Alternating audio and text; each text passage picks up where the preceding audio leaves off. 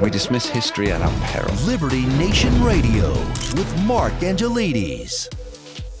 Hello and welcome to Liberty Nation Radio. I'm your host, Mark Angelides. On today's special edition, we are talking FBI undercounting defensive uses of firearms. We're talking what's happening in New York City. We're also talking how the exodus of illegal immigrants from America is affecting the housing and economic markets, and a whole lot more. It's going to be quite the show. Please remember, Liberty Nation Radio is sponsored by LibertyNation.com. You can access podcasts, breaking news analysis, and a range of biting and brilliant shows to whet your appetite for freedom and your fondness for the great American Constitution.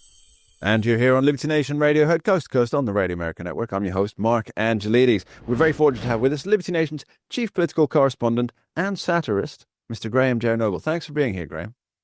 It's a pleasure, Mark. So, Graham, there's something that I think our audience would be fascinated to learn about because it's really not publicized much. And you wrote what I consider the definitive piece on this, and that's a compliment both to your writing, but also to the fact that hardly anybody else in the country has covered this topic. But it was entitled, FBI Massively Undercounted Defensive Gun Use for Years. And you can go and read that on the page of LibertyNation.com. Now, Graham, we all know that there is an effort to minimize and so there's some extremes here, aren't there? There's to minimize the story of a good guy with a gun stops a bad guy with a gun. There's a huge effort to minimize that.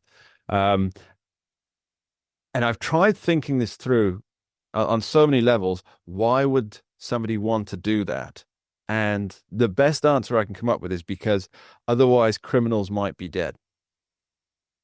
And that seems to me the grandest reason for it. You know, criminals who are in the process of committing a crime with a firearm might be dead, and therefore we should minimize that. The other reason behind why these things would be undercounted is because there's a general anti-gun prevalence, not just in the media, but also in many levels of government. Now, Graham, if you could give us the outline of your brilliant article on that. Well, basically, Mark, between I believe it was 2014, 2024, so a 10-year period, the FBI, and I use the word massively in the title of the article because it really is a massive discrepancy. The FBI came up with numbers that showed that in something like less than 3.5% of all active shooter scenarios. Now I'll come back in a minute to define active shooter for our audience because it's not the same as, say, a mass shooting. In less than 3.5% of those incidents did a armed civilian intervene in some way with a weapon to stop what was going on, to interfere with the shooters. And the Crime Prevention Research Center, they did a study and they found out that, in fact, the percentage of those interventions by armed civilians was just way higher than that. It was something like 30-something% off the top of my head, if I remember. Now, what an active shooter scenario is, that's basically when anybody in a public space opens fire with a weapon. Now, it doesn't matter if they don't kill anybody. It doesn't even matter if they don't hit anybody, actually. Once someone opens fire in a public area, that they are classed as an active shooter. So it's not, again, we're not talking about mass shootings here. We're talking about just those active shooter scenarios, which happen.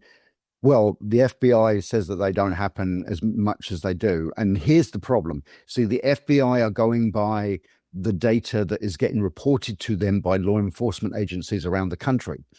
Now, there's no standard for that. There's no mandatory reporting. There's nothing.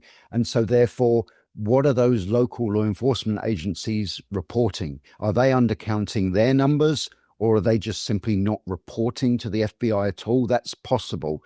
The Crime Prevention Research Center, what they did was they scoured through media reports of active shooting, so local media reports from all over the country, and that's how they came up with their figures, which were much greater than the FBI figures.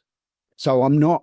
So basically, what I'm saying is, yeah, maybe because there are a lot of people in the FBI who are kind of anti-gun, don't want civilians to have guns. So did the FBI deliberately undercount these, or were they just going on bad numbers?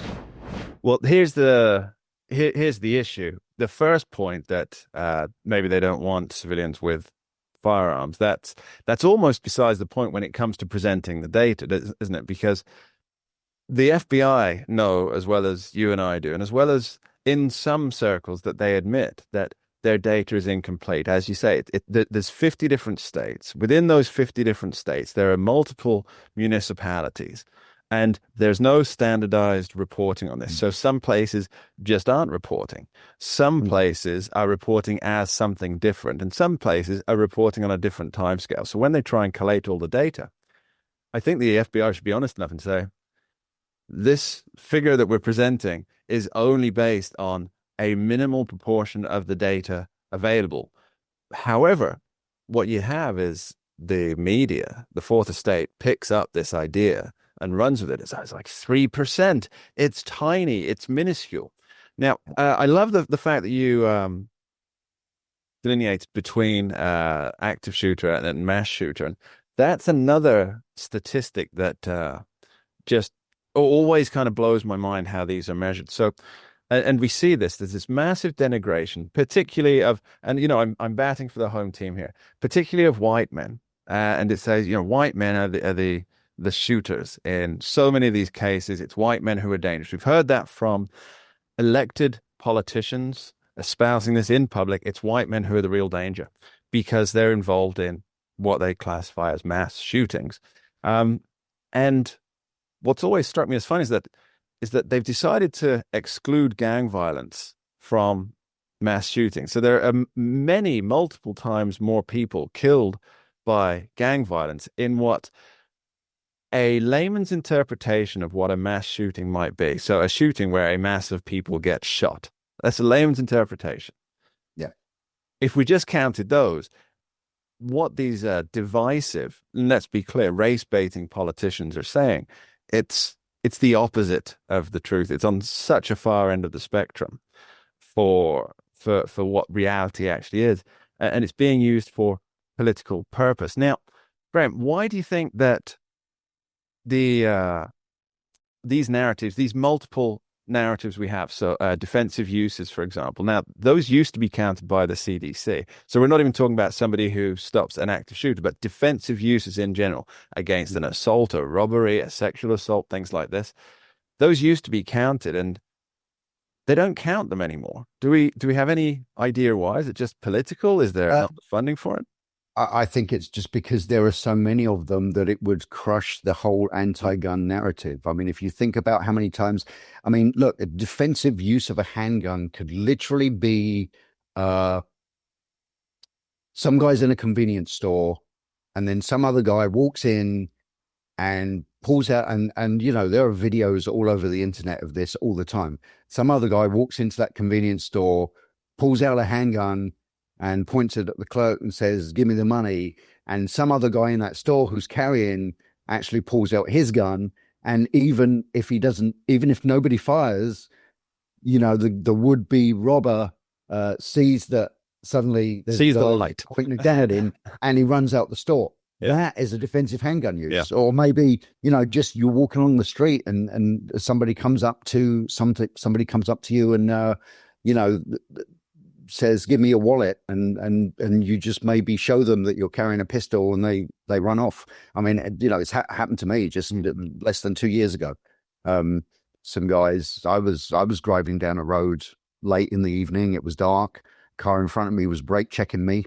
I flashed my lights at him, and then next moment, two guys got out of this car. One of them had a tire iron in his hand, and they started walking towards me, and I carry all the time.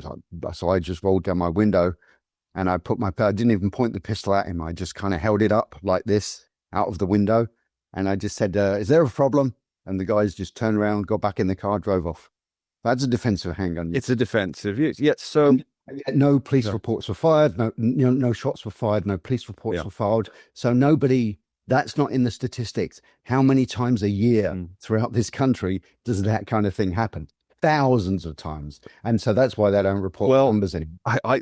The last data that I got from the CDC before they stopped counting this stuff, and do forgive me, audience, if I've got this wrong, but I believe it was 2.5 million uses per year of reported defensive uses of firearms. Reported, yes. Yes, reported. And that's going to be, in reality, a hell of a lot more. And of course, at the end of this, what it all comes down to is how many lives have been saved by people legally carrying their firearms, exercising their constitutional rights. And you're exactly right, Mark. And that was going to be my next point, in fact, because if you think about it, if you think there's a situation where a would-be criminal, whether he's a robber or a potential active shooter or whatever else this bad guy is got in mind, if he has a weapon, then if an armed civilian then intercedes and stops this guy, it's not possible to calculate the number of potential lives that were saved. Yeah. You have no idea. It could be anything from 1 or 2 to, if it's a crowded place, 5, 10, who knows? It's an incalculable number. It's impossible. And I think that's another reason, because the anti-gun narrative is shattered when you point out to people that, hypothetically, maybe thousands and thousands of American lives are saved every year by law-abiding civilians with guns. As they say, an armed society is a polite society. We'll be back with Graham Noble after this short break. Don't go anywhere. We dismiss history at our peril. Liberty Nation Radio with Mark Angelides.